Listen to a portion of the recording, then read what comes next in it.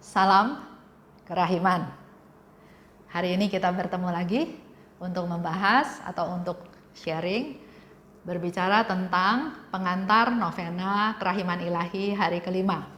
Di mana di situ Yesus minta kita membawa jiwa-jiwa orang yang sesat dan yang memisahkan diri dari gereja. Sebelum masuk ke pembahasan tentang novena hari kelima, saya ingin sedikit cerita atau menjawab. Ada beberapa teman tanya setelah lihat tayangan ibadat novena kerahiman ilahi, mereka bilang, kok cuma gitu aja, kok pendek, kok nggak seperti yang tahun-tahun lalu. Nah, saya ingin cerita sedikit sebelum saya jawab ya. Saya cerita sedikit dari 2 Raja-Raja 5. Dari 2 Raja-Raja 5, ini kita mau berbicara atau bahas tentang Naaman. Naaman itu adalah panglima Raja Aram. Dia seorang pahlawan, tapi dia sakit kusta. Istri Naaman punya pelayan, yaitu orang dari Israel. Dan pelayan ini bilang sama istrinya, kalau tuanku ketemu sama nabi yang di Samaria, yaitu Nabi Elisa, pasti tuanku akan sembuh. Oleh sebab itu Naaman pergi ke rajanya dan dia juga dapat izin untuk pergi ketemu Raja Israel dan selanjutnya dia mau menemui Nabi Elisa. Tapi kenyataannya Elisa menyuruh seorang suruhannya kepadanya dan mengatakan, pergilah mandi 7 kali dalam sungai Yordan, maka tubuhmu akan pulih kembali sehingga engkau menjadi tahir. Jadi Naaman mau ketemu Elisa pun, Nabi Elisa nggak bertemu dengan Naaman, tapi cuma kasih perintah. Ayo mandi 7 kali di sungai Yordan. Berikutnya Naaman gusar, marah. Aku sangka setidak-tidaknya dia datang, dia panggil Tuhan. Maksudnya Naaman ini membayangkan bahwa Elisa ketemu Naaman, terus dia melakukan satu action, panggil Tuhan untuk sembuhkan Naaman. Atau kenapa harus ke sungai Yordan? Sungai yang lain katanya lebih besar dan lebih bagus dan lebih bersih. Tapi di ayat ke-13, pegawainya bilang begini, Bapak, seandainya nabi itu menyuruh perkara yang sukar kepadamu, bukankah Bapak akan melakukannya? Apalagi sekarang ia hanya berkata kepadamu, mandilah dan engkau akan menjadi tahir. Dan di ayat berikutnya, setelah Naaman lakukan, dia menjadi tahir. Ayo kita bandingkan cerita dari 2 raja-raja itu dengan apa yang diminta oleh Yesus. Dalam doa novena, sebetulnya Yesus hanya minta persembahkan kelompok jiwa yang sudah Yesus tentukan juga dan daraskan koronkah. Itu saja. Sesederhana itu, sesimpel itu, karena Yesus bukan mau minta yang susah-susah. Sama seperti tadi Nabi Elisa, dia nggak melakukan upacara ibadat yang seperti apa, tapi mandi 7 kali, kamu sembuh. Jadi di sini yang diperlukan adalah iman, kesungguhan, ketulusan, persiapan otomatis. Ya, kalau mau ikut versi yang lain boleh, silahkan. Karena doa itu tidak ada yang dilarang, silahkan mau doa apa saja. Tapi saya ingin menyampaikan, semuanya adalah berdasarkan diary Faustina. Yesus minta kepada Faustina, novena diadakan Jumat Agung, 9 hari berturut-turut dengan mempersembahkan kelompok jiwa, seperti yang Yesus minta, dan doa koronka. Sesederhana itu. Oke, kita lanjut. Saya baca dulu teksnya dari 12:18.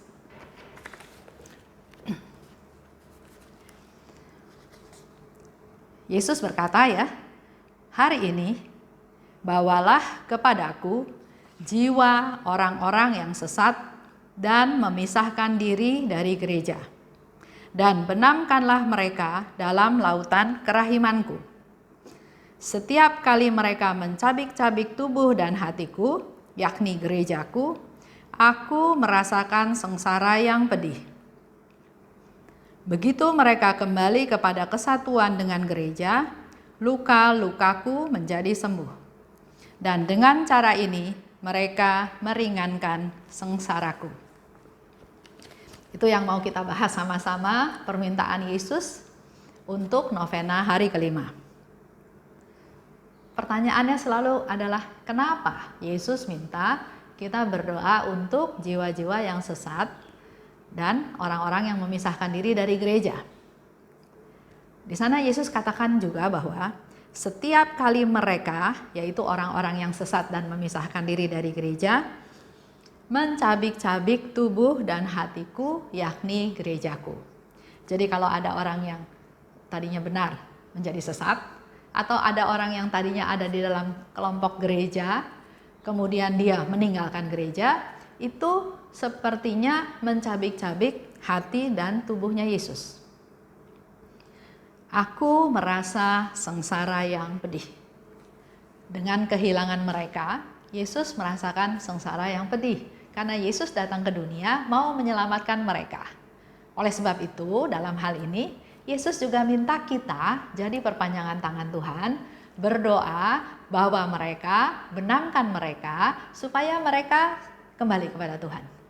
Yang tersesat, kembali kepada Tuhan. Yang meninggalkan gereja juga kembali kepada Yesus. Karena dikatakan oleh Yesus, pada waktu mereka kembali menjadi sembuh, mereka meringankan sengsaraku. Mereka kembali, mereka meringankan sengsaraku. Kalau kita nggak mau membiarkan tubuh dan hatinya Yesus tercabik-cabik, kita nggak mau membiarkan Yesus terus-menerus bersengsara, maka yang harus kita lakukan adalah doakan mereka. Doakan orang-orang yang sesat, orang-orang yang meninggalkan gereja, supaya mereka kembali kepada Tuhan. Kita juga sering ya melakukan kayak kunjungan pada orang sakit, di rumah atau di rumah sakit. Kita datang, kita hibur dia, kita doakan dia, kita memberi perhatian kepadanya, kita menemani dia. Bahkan pernah satu kali kita kunjungan ke rumah sakit, ada satu bapak yang melihat salah satu teman saya, dia langsung membayangkan itu anaknya dia. Dia bersyukur, dia keluar air mata, dia senang karena anaknya datang. Setelah ngobrol baru tahu ternyata anaknya nggak pernah datang. Kita sadarkan dia, Pak, ini bukan anak Bapak. Iya, saya tahu itu bukan anak saya, tapi saya membayangkan ini anak saya. Lihat ya, kehilangan, kerinduan yang seperti itu. Begitu pula menurut saya, teman-teman yang meninggalkan gereja pasti ada sebabnya. Kekecewaan, kemarahan, atau apa, saya nggak tahu sebabnya. Tapi yang Tuhan mau, bukan kita tahu sebabnya, tapi Tuhan mau kita mendoakan mereka supaya mereka kembali. Siapa aja sih yang dimaksud dengan orang yang sesat? Bisa dilihat dari 1219. Yang orang sesat adalah orang yang menyia-nyiakan berkat Allah. Lihat lagi di 287. Orang yang nggak bisa bertahan. Mereka melarikan diri dari medan pertempuran. Jadi dalam kehidupan kita mungkin menghadapi masalah, menghadapi sakit penyakit, tapi mereka nggak bisa berjuang, nggak bisa mengandalkan Tuhan, nggak bisa setia sama Tuhan, nggak bisa percayakan semuanya pada Tuhan. Mereka mundur dari pertempuran. Mungkin contoh yang gampang, pernah saya tahu juga ceritanya, dia percaya sama Tuhan, dia berdoa, dia bersyukur karena semuanya baik. Suatu hari dia sakit dan dokter mendiagnosa dia bahwa umurnya tinggal 3 bulan. Waduh, dia kelabakan, dia ketakutan. Wah, gimana ini? Umur saya tinggal 3 bulan. Dan pada saat dia lemah, setan menggoda, datanglah bisikan-bisikan, ayo pergi ke rumah orang pintar di sana. Dia Katolik kok, dia pakai doa Bapa Kami, dia pakai Salam Maria. Dia pergilah ke sana. Dikasih ramuan, di macam-macam. Ini yang harus kita jaga. Jangan sampai mereka meninggalkan pertempuran. Inilah yang harus kita tarik kembali. kita doakan, kita tarik kembali supaya dia kembali kepada Tuhan. Kalau di Injil, cerita di Lukas 15 ayat 3 sampai 7. Itu cerita tentang domba yang tersesat. Ada 100, satu hilang, dicari yang satu itu. Bahkan begitu ketemu, yang satu itu malah digendong dan sukacita. Karena yang satu diketemukan kembali. Lukas 15, 11 sampai 32, itu cerita tentang anak hilang. Kita semua sudah tahu cerita itu. Dia memboroskan uang bapaknya, dia pergi foya-foya, dia miskin, dan dia berpikir, mendingan saya kerja di rumah bapak saya. Dia pulang, tidak dihakimi, tidak dimarahin, tidak ditolak, tidak ditanya sebabnya kenapa dia pulang, tapi bapak itu memeluk anaknya, mengangkat kembali derajat dia menjadi anaknya. Itu beberapa contoh yang kita sudah tahu bagaimana yang harus kita lakukan terhadap orang-orang yang sesat dan orang-orang yang meninggalkan gereja. Bukannya malah dikucilkan. Masa bodoh, urus sendiri, tanggung jawab sendiri, salah sendiri. Tapi ayo kita sebagai devosan kerahiman punya sikap tindakan yang berbeda. Orang-orang tersebut itu harus lebih diutamakan, bukannya disingkirkan. Contoh ya, di dalam komunitas saya ada 1-2 yang dalam tanda kutip menyusahkan, dalam tanda kutip. Ada yang merasa jadi tidak nyaman dengan adanya orang tersebut. Tapi kita di dalam komunitas punya prinsip, kita tidak undang orang datang. Kalau mereka datang, artinya Tuhan kirim mereka dengan segala macam background, dengan segala macam hal. Ayo kita belajar untuk menerima mereka apa adanya. Enggak sempurna, jatuh bangun, ada kadang kesel, ada kadang ngambek, tapi itulah diproses. Bagaimana Tuhan memproses kita melalui situasi yang dalam tanda kutip kurang menyenangkan, tapi kalau Tuhan kirim ya itu yang harus kita hadapi, bukan lari dari medan pertempuran. Nah, di zaman sekarang kita juga lihat dalam kehidupan kita sehari-hari ya. Banyak orang yang jatuh ke dalam kesesatan, ikut bujukan setan. Yang tadi seperti saya tadi kasih contoh ya, sakit. Padahal ternyata orangnya nggak sakit sampai segitu parah. Akhirnya dia sembuh. Ada lagi yang mungkin karena situasi hidup susah. Ada lagi yang gagal lagi. Dan dia juga mungkin merasa bahwa sekarang di dunia, urusan dunia lebih penting. Jadi dia lebih mengutamakan urusan dunia, urusan sehat, urusan uang, urusan materi. Nah, itu cerita tentang orang sesat. Kalau kita bicara tentang yang meninggalkan gereja, kita juga banyak tahu ya, ada di sekeliling kita juga mereka yang sudah nggak ke gereja lagi karena banyak hal. Contoh ada satu hal, ada seorang ibu ketemu dengan saya karena dia khawatir anak dan menantunya sudah masuk ke satu kelompok doa, saksi something ya. Dia berusaha menjelaskan kepada anak mantunya tapi selalu dijawab. Jadi minta ketemu sama saya. Oke, saya bilang kalau ketemu ya kita ngobrol. Ketemu, dia punya pertanyaan, saya coba jelaskan, saya coba jawab. Tapi dia selalu punya lagi pertanyaan, dia punya pertanyaan, atau bahkan malah dia balik. Dia bilang, di sini bilang begini, di sini bilang begitu. Jadi kayak ulangan. Saya tanya dia bisa jawabannya kayak nilainya 100, apapun dia bisa jawab. Atau sebaliknya, saya yang ditanya sama dia. Kenapa gini gitu ya. Dan ternyata kedua orang ini sudah diprogram kalau menurut saya. Apapun dikasih jawabannya. Akhirnya saya bilang sama mamahnya, yang kita bisa doakan adalah, atau yang kita bisa lakukan adalah berdoa buat dia. Berdoa buat dia, doa seorang ibu pasti besar kuasanya, kita juga akan bantu dalam doa. Karena saya bilang sama suami saya, anak ini hanya baru bisa sadar lagi kalau dia mengalami satu masalah, mengalami sesuatu di mana tempat dia sekarang tidak bisa menjawab pertanyaan itu. Atau nggak bisa mencari solusi terhadap kasus tersebut. Ya sudah, selesai. Tidak bisa dipaksakan.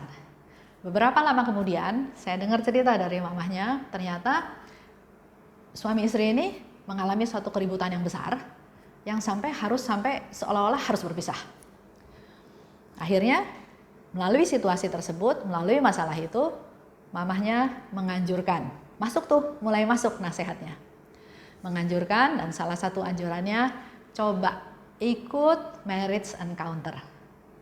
Dan bagusnya, dua anak ini mau ikut. Karena di yang lalu dia nggak dapat apa-apa.